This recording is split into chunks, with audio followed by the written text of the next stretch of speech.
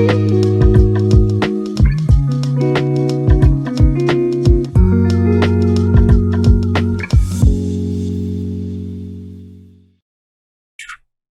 everybody. Welcome to another episode of Dweebz Japanese. I'm one of your hosts, Khalil. I'm one of your hosts, Patrick. We're your pals, you know what I'm saying? Yeah. This is episode 35. Just finished episode 2 Death Note.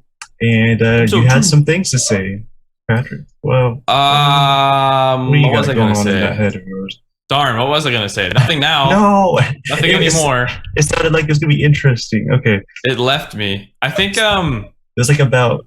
Oh, how is the guy, L? How is L going to kill, Raito or whatever his name is? I don't even remember what his name is. Probably just by capital punishment. I don't know. I don't think he's going to try to kill him. He's like... He's just a dude. He's like, you know... The Shinigami, he's like, you're, you know, the first one who kills the other person wins type of thing. But it makes sense to me why Raito or whatever his name is would kill L. Yeah, the other way around. He's trying to expose him or whatever. Yeah, or arrest him. But kill him, I guess. It is interesting. It is very interesting. Yeah, it's like three-dimensional chess. Three-dimensional chess. Everybody's flailing.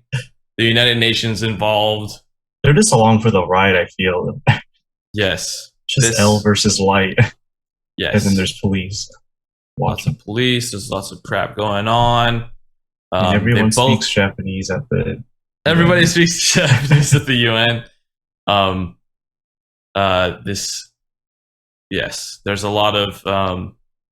narcissism. Oh yeah. I'm a god, basically, like being able to kill people. Yeah, this is like why you never want high schoolers ever to have any power of any sort.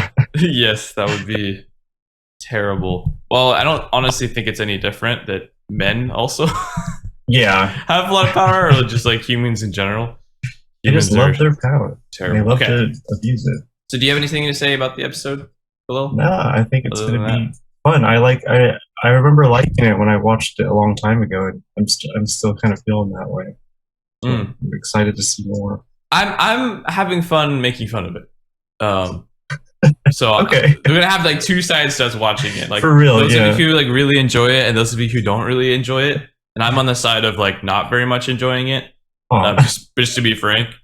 Gotcha. Maybe it'll change as it gets more ridiculous. Yes, hopefully that changes when it gets more ridiculous. I honestly think, though, when it gets more ridiculous, I'm going to make fun of it even more. But hopefully that's enjoyable, right? Yeah, enjoyable and fun, and not like it's a fun show. Don't take it personally or anything. I just think it's kind of funny. Like if you're younger, I get it, because this can be so serious to you. But to me, it's just I don't know. It's kind of angsty and funny. It's just a notebook, you know. It's not real. Well, it's just like his like emotion, like all tied up. Oh yeah, he's the main character is I don't know. He's very over the top and he's very over the top. Yeah. Okay. All right. Shame words. Oh, I gotta share, don't I? Yes, please. But to be fair though, I mean, you got to be kind of a psychopath to feel, you know, like super excited about having that type of power. I think most people would be super nervous to even, I guess to be fair though, like he was a little bit nervous in the beginning, but still. Yeah, and then he used it. Oh, yeah, he's kind of like, he's convinced himself that he's doing good. So it's one of those. Well, he's convinced himself that he's a god. Yeah. But by being able to change the world like that. Yeah. Yes. It's too much. Too much for a young boy. Yeah. Assuming he's like 16 or 17. I don't know. All right. So this is unchanged, I believe. My first word to attach to 70, 73. I think that's the same as the last couple of weeks. I haven't seen that yet. Yeah. Next one's a new one. It has a couple meanings. The one that's immediately in my head right now is released from prison, but it also means like sourced, like I guess when you're talking academic or like legal, I guess. Yeah. And that's at Shusho. Shusho. At 33%. Meaning, I think. 50%. No, 33% reading, 50% meaning. Other way around. Oh, so well, meaning so is hard because I think, time. meaning is hard, I think, because there's two different. Yeah. Leaving a place makes the most sense, doesn't it? Does. But then, like, connecting that to prison's kind of like, it's not exactly straightforward to me because when I think of leaving somewhere, I don't think of getting out of prison generally. But yeah, source. I think I feel like this word wouldn't really be super common for me to be using anyway, unless I was doing. Yeah, you might read it. Yeah. Saying it though, no, not really. So not super worried. It's a newer word. It's part of this new level, so. You're not worried. That's good. That's good. I've only seen it a few times. All right. What about you? Yeah, I got the same one. So hinge, and then not gonna go into that. Momaku is retina, which is hard for me to remember. That's why meaning is so bad. 50%. It's a new word, obviously, for me too. So that's why it popped up here. But momaku. So mo means like to cover, and then maku is like membrane. So the covering membrane. I guess that makes sense. Means retina. Yeah, but I know it now, but so I just need to see it again to be able to get it up. Oh. Yeah. Retina. That's a cool word. Oh. Nothing. 1 second. No recent words. 1 second. I forgot. I was writing it in a different notepad. Let me skip over to me first then, and then let's go back to you. So I got kiritsu, which is whoa. Hey. Kijitsu is like disbursement day or something like that. Let me go look it up again because this is something that I don't even know. I think it came up because we're closing on a condo right now, and I think it fixed date settlement date. So this date is the date that fixed date settlement date, like things end, I think. Interesting. Like the date that you've chosen to be the day or something. The next word is Kyosan Shugi. So Kyosan Shugi means communism. Oh, cool. Yes. Kyosan Shugi is like I guess it's the communist ideology. Communism, collectivism, yeah. Arabiki means course, or like ground. So Arabiki, Arabiki means coarse or friendly ground, usually meat.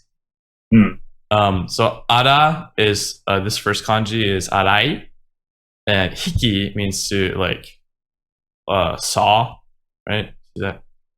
Oh yeah. Grind. So coarsely ground, basically. Arabiki. Nice. So like arabiki niku, arabiki, it could mean also sausage. Arabiki. Yeah. Hayato chiri is the word that it's very specific. Hayato chiri is the word that we learned last time, but I just want to put it here again to remember it. It means jumping to a wrong conclusion. Oh yeah. This showed up in the manga, right, that we were reading? Yeah. And the mom was like assuming something weird about her friend, right?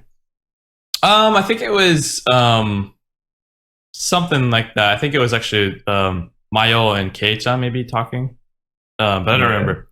So Chimpun Kampun means, it's a very long word. It is long. But it means basically to not be speaking gibberish. Greek. It's all Greek to me. You know how we say that in English? It's all Greek to me. That's basically what this means. Chimpun Kampun means it's all Greek to me. If you look at the kanji too, it's weird. So rare. I think it's I don't know if that's kona. I don't know. The chimpun kampun. So rare something, Chinese something. And I think that kanji means so if you look at the second reading, I think it means flower. And the second reading, if you look at chimpun kampun, so rare poop, Chinese poop. What? Is what the second one means. So that's interesting. But Chinpun Kampun means speaking, that's all Greek to me, or like I don't understand what it means. It's gibberish, it's nonsense. So that's what Raito, right? Is that his name? Was his younger sister was saying to him. Oh, like I don't understand my homework basically. Chinpun Kampun. Yeah. Manen is another thing that Raito was saying. He's saying Manen, like I think he was saying about this his killing or whatever is going to spread like a disease, basically. Manen. Huh. This is a completely new word to me, and the Chinpun Kampun is a new word to me too. So never really heard that before. I like Chinpun Kampun. That's interesting. Yeah, double gibberish, jargon, gobbledygook, all Greek to me. Incoherent language, talking nonsense. Yeah, pretty interesting. That's fun. All right, what do you got? You had a couple. Piimon, yeah, I love Piimon. Me too. Oishii yo, oishii. What color? Naniro. Usually green. Me too. Yeah, I love the way it sounds. Piimon. Well, when you buy it for certain things like sanshokudon, which is 3-colored rice bowl, basically, they use green piimon. So, what is piimon? Tell us what piimon is. It's like a bell pepper, Yeah. Tasty, or they're not if you don't like them. It's funny because in Japanese, actually, piimon, I think it just means the green one. But then if you buy another one, it's paprika. Whoa, that's confusing. It is confusing. What do they call? What do they call paprika? Paprika, I think is what they call it. It's weird. So if I look it up in the dictionary, I wonder if it says green bell pepper. I'm not sure. Yep, green pepper. Yep. But green bell pepper, but also green pepper. That's so funny because they're literally all the same thing. I know, it's really weird. Paprika. That's another song. Sounds like if you look at paprika, it's bell pepper. Red and yellow. Oh, gotcha. Red and yellow. Interesting. Huh. They're all the same thing. Yeah, that's so funny. Yeah. So the yellow and red are the same name, right? Paprika. Yeah. Okay. Interesting. Yeah. I guess green peppers is on a different level, man. I wonder what loan word it came from. Do you know? Loan word. Piimon. In the dictionary it says French. It's like some French. Some French. All right. Some French word. Good to know. All right. Next word is ueru. Ueru. Ueru. It's like the increase or the multiply more, get more of, right? Something like that. What would you specifically choose if you were explaining it? What word would you choose? 人数が増えた. So 人数 is like the amount of people, the number of people. が増えた, like there's a lot more people now. Oh, there's suddenly a lot more people. Like, yeah. I didn't put the kanji for it, but that's okay. I don't know it. Right. There's a couple different kanji actually, depending on what you're talking about. Oh, so is it context specific then? Or with the same meaning or something? Yeah, because it can also mean what's the other kanji for it? You can actually just type it and start looking. Let's see here. Let's see. This one means to increase. There's another one. I don't actually know what this means. Let me read the thing. Suga okunaru. Oh, it's the same meaning. I guess there's really only one meaning. I thought there was a couple others, but yeah, it just means to increase in number. Whoa. Sorry, I got lost here. This happens when I zoom in. Yeah. All right, and the last word is for. Okay, last word is yorokonde. Yorokonde. It's like, I guess, to be like, it's not the same as like happy though, right? Oh, what do you mean? Be delighted. It's not the same? Please. Is it a little different? Or can they be used interchangeably? Like,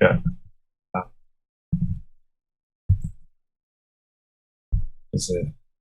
It's like kini iru, I think, right? Like to be pleased with something. Kini iru?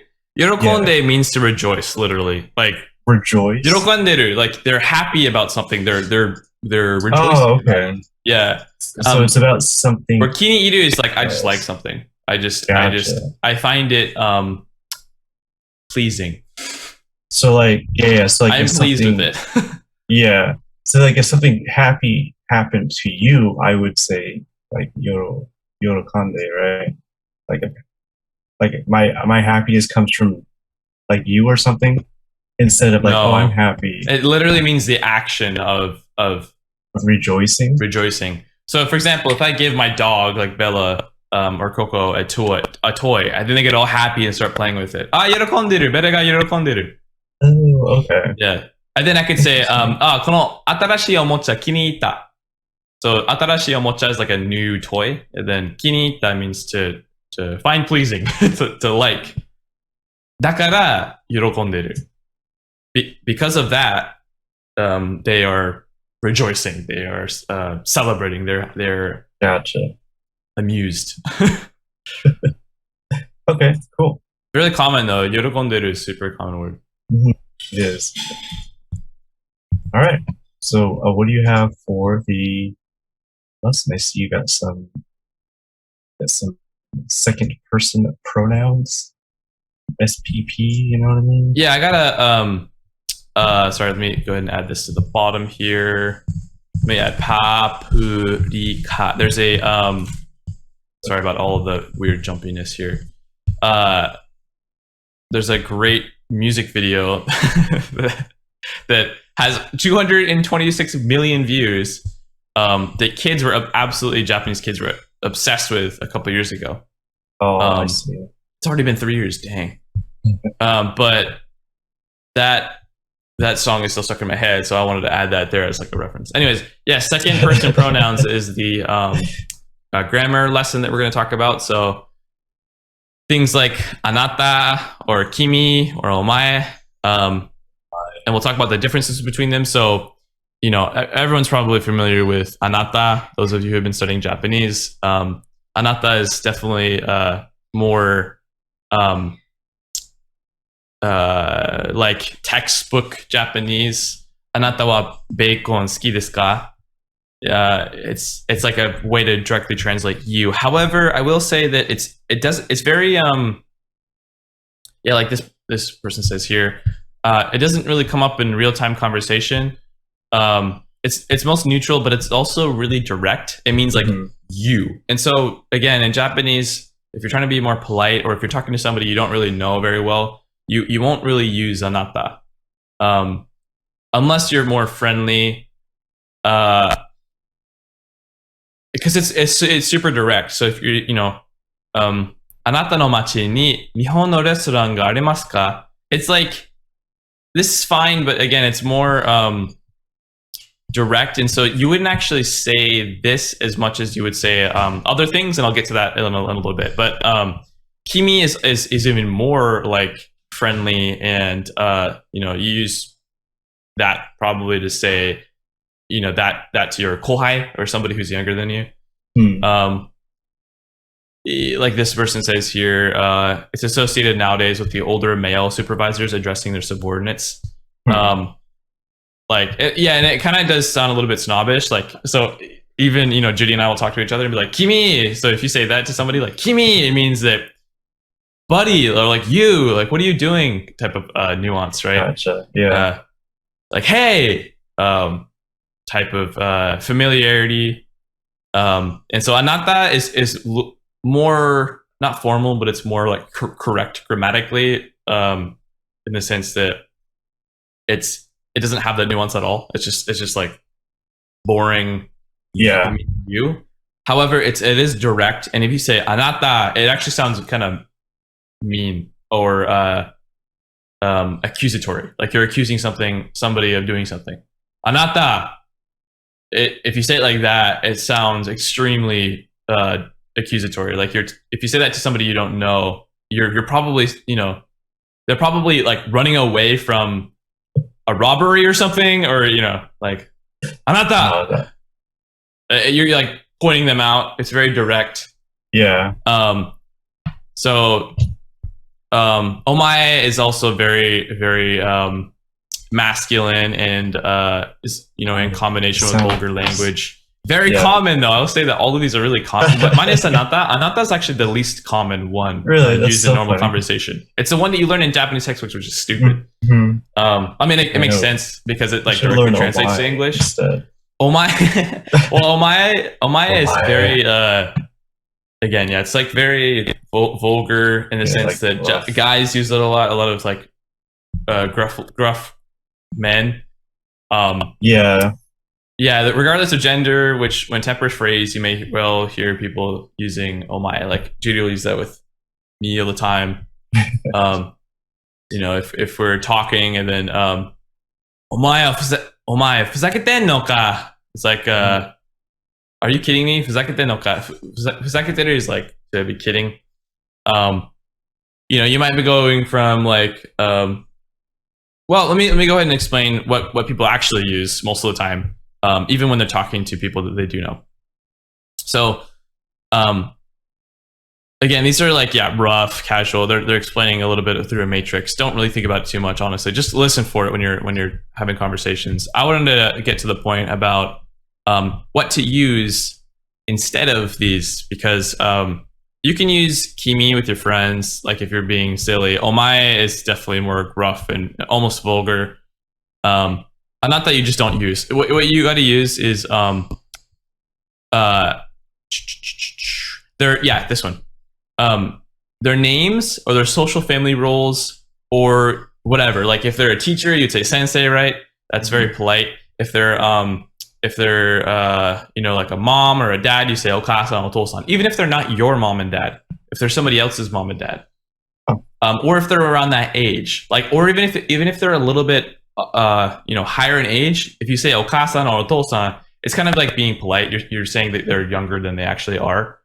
But if they're like, you know, 70, 80, you might say, you know, oji-chan or oba-chan. It's more of like a, you know, it's respectful because you're calling them by their title, but then you're also, if you say oji-chan or oba-chan, it's sort of like a, you know, like grandpa, grandma. It's kind of like, how would you say that? Like endearing name. It's like an endearing title to say to somebody that you don't even like know, or you're at the restaurant or something like that. You're like oba-chan, you know, like grandma. It's kind of a, you know, what's the word I just used a second ago? Endearing word. Term of endearment. A term of endearment, yeah. That's kind of fun. And then if you don't use those, say you're talking to like a kid or something like that, you just call them by their name. Or if they're being, so if I'm like a dad or something like that, like somebody else's dad, and I'm at a party at the park or whatever, and there's this kid that I don't know the name of, I'd be like, you know, and he's being like rough and everything with all the other kids. I'd be like, omae, you know, omae, ochitsuki nasai, or like, you know, ochitsuki nasai, ochitsuke, like, calm down. Yeah. Right. If you know, if I'm like the dad or whatever.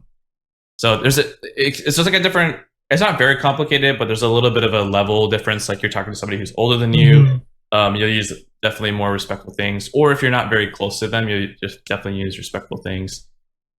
Just like we talk a little bit different in English to people that we don't know versus the people that we know. We're a little bit careful about what we say, more careful about what we say. But definitely using somebody's name is the most common. So I'll say Kariru-san, or Kariru, or, you know, Kariru-kun, or whatever, to address them before I'm talking, you know, making a point or whatever. Or if I'm just like passing by and then I wanted to talk to you for a second, I say, "Ne, Kariru-san, mo jikan arimasu ka?" Like, you have a little bit of time, you know. You use your name. Not that. You would not, like, you, that's kind of weird. It's very direct and very, you catch people off guard. They'd be like, what? Almost like they're in trouble. so you don't really use your name. We don't even do that in English that much either, unless it's like you said, like if you're accusing someone, like, you Well, You don't really go. sure at the beginning of a sentence, right? But then we also, after we've addressed them, though, we say you all the time. Yeah. What do you? But What do you? it's in a different what- context at that point. you're not Right, getting but in their attention Japanese, anymore. it doesn't change. You don't say Yeah. anata like after you. You Mhm. still continue. Sorry, Japanese does. You don't use anata. You don't use you. That's too direct. Yeah. You use most of the time. I'll say you'll use the name, like throughout the entire conversation. You'll use their name. So I won't say, Khalil, how do you feel about this? Yeah. I'll just say, Khalil, how does Khalil feel about this? How you say it in Japanese. Yeah. And you say that the entire time. Mm-hmm. Whenever you want to address them. Exactly. Whenever you want to address them, or whenever I want to say, like your opinion, that's what you say in English. I'll say, Kariru no iken wa. So I'll say your name, Khalil's opinion, even though I'm talking to you. Isn't that weird? Yeah. But that's how it is. It's a direct. Yeah, I love this. Direct is considered generally considered impolite in Japanese culture. This increases in directness, meaning a reduction in politeness. So if the more direct I am, the less polite I am. Yeah. The more not necessarily rude, but the more polite you are, the less direct you are. Yeah. Yeah. It's interesting, but it's definitely something you got to keep in mind when you're talking to people. Because I remember when I was on the plane flying to Japan one time, I was saying, so I meant to, I didn't know this nuance, and I was saying like to these two okasan tachi. They're two like older women, but probably around a mother's age or something, 40-ish. And I was talking to them, and I said, kimi tachi. Which is it's kind of derogatory. It's like a derogatory, less, probably younger than you thing. But I thought it meant like a friendly or casual, not super uptight type of thing. But it doesn't mean that. It means like sort of a derogatory, like buddy type of thing. And these are people I just met. So, and then they laughed, and I was like, oh, I probably made a mistake here. As soon as I said that. Kimi tachi wa, and they're like kimi tachi, so they laughed because they know that I'm just still learning and like But I was like, what should I say? And then they said, oh, you can say okasan tachi, or you can say anata tachi. So that's something to say too. You can say anata tachi, for example. It's not. Again, this is something you say anata when you're talking to somebody that you don't really know, that you're already in a conversation with. You could say that. That's fine.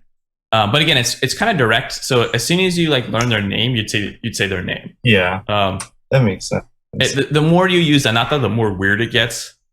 The quicker you can get to their name or their title. Like if it's more friendly if we're more friendly and a little bit more polite just to use like okasa instead of anata. So, but yeah, that was funny. It was really embarrassing, but they were super sweet. So they just laughed it off. And then they just were teaching me. Yeah, and they taught me how to say it correctly, because obviously they don't expect me to speak perfect Japanese. So it's very keep that in mind when you're talking to people too. Like don't worry about being, actually say whatever's in your head, as long as it's not super offensive, and people will correct you, especially if you're like, hey, am I saying that wrong? Like and they'll be open to helping you out. So. Especially if you're saying it. I remember like another thing too. I was talking to one of my what was he? He was kind of like my I guess senpai. He was a little bit older than me at my research lab at Tokyo Tech, and he was I kept saying mijikai, talking about my height, or talking about something about height. I don't know if it was my height, but it was something about height. And then I kept saying mijikai, and everybody was like quiet, like trying to understand what I was saying. And then he said to me, he's like, Patrick, hikui. So hikui means low, like low, which means short. But in English, we say short for both length and for height. Yeah. Right? Like something is short, something is short. So I just thought mijikai that was fine. But no, there's hikui, which is low to the ground. And then there's mijikai, which is the length is short. So it was funny because I was using that like all day, basically talking to these guys. And then we were going up the elevator, and he's like, "Yeah, no, it's hikui," and I was like, "Oh, Oh, okay. But I finally got it, and then obviously him explaining that to me helped me remember that because it was sort of a little bit embarrassing. Yeah, but at the same time, it doesn't really matter. Like I learned something, so yeah, it's good. Very cool. All right.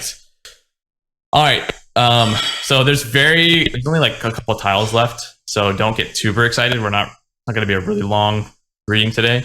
So here we go. Mezamashi mayo. Mezamashi is like waking. Mezamashi mayo. 一緒に寝ようね。布団1個しかないのか。Let's sleep together. 布団1個しかないのか. You only got one 布団, like one bedding, like comforter basically. That's really confusing in English because when somebody says futon, what they mean is like a sofa bed, right? Yeah. But futon in Japanese is just literally like a comforter. It's just a big comforter, like a fluffy comforter that people just put on the ground and sleep on. Usually it'll be over a tatami, like a tatami flooring. But Gotcha. Sometimes they'll have, like they'll put pads underneath the futon. So they'll put, like a cushion or something underneath the futon, or the futon would just be big enough that they don't really need it. But they just put it right on the ground. That's what a lot of people sleep. They don't really have like the Western. More recently, people are buying these Western beds. I see. That are like, Japanese fancy, like they have storage underneath them and stuff like that. But something you buy basically at IKEA or IKEA. And then what's the name of the there's this really, really, really popular brand. This basically like IKEA in Japan, and I'm forgetting the name. It's a green logo. Don't remember. I have no idea, but that sounds cool.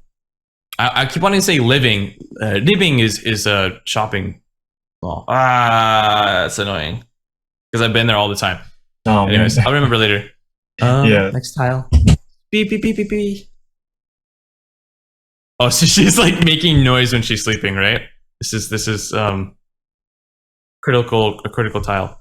Beep beep beep beep beep beep beep. She looks like a hamster again. Beep beep beep beep.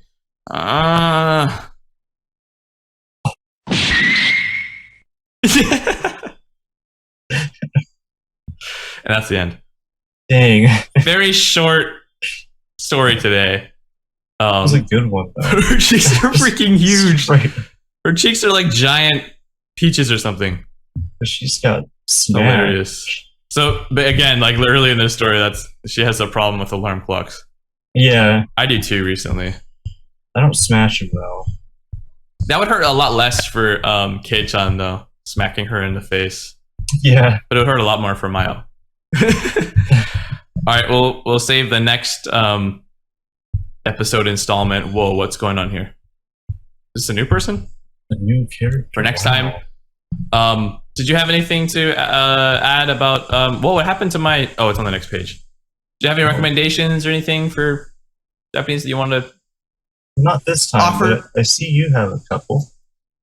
Yeah, so Judy and I were watching すべらない話, and then there's a bunch of like warai geinin, the comedians, Japanese comedians, basically telling funny stories that happened to them in the past. So they can either be like true stories that they're just telling, frank, but a lot of them I assume are, everyone tells it like it actually happened, but I think that some of them are probably stretching it a little bit, but just to make it funny. Yeah.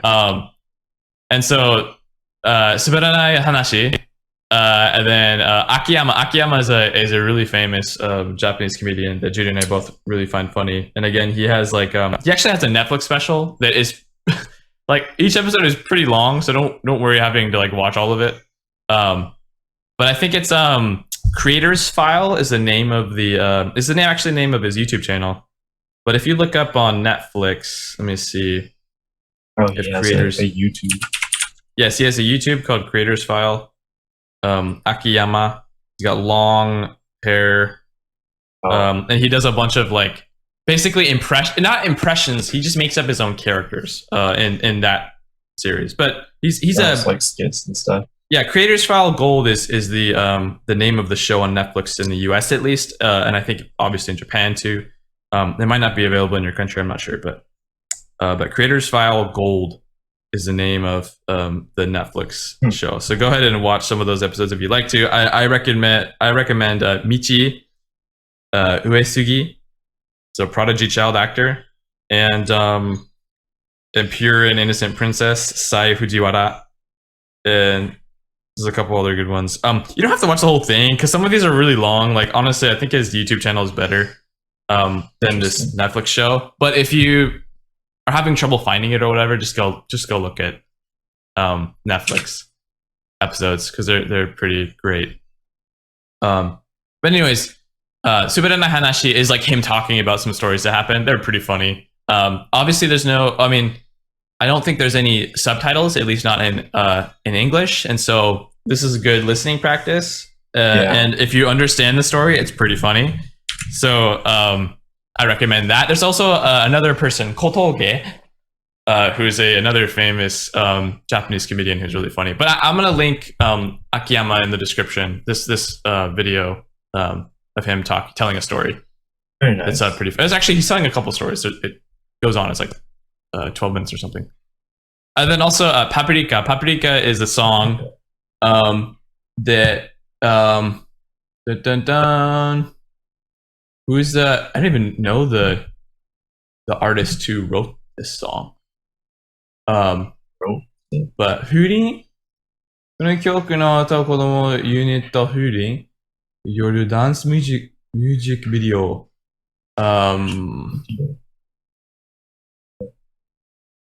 Yeah. Oh, that's a dance. Okay, the person who made the song is Komezu Genshi. Komezu Genshi is a person who wrote. I wonder if this is like for the I don't know. But this song is like really, really, really popular with kids. I don't know if I play it right now, it would even show up on the.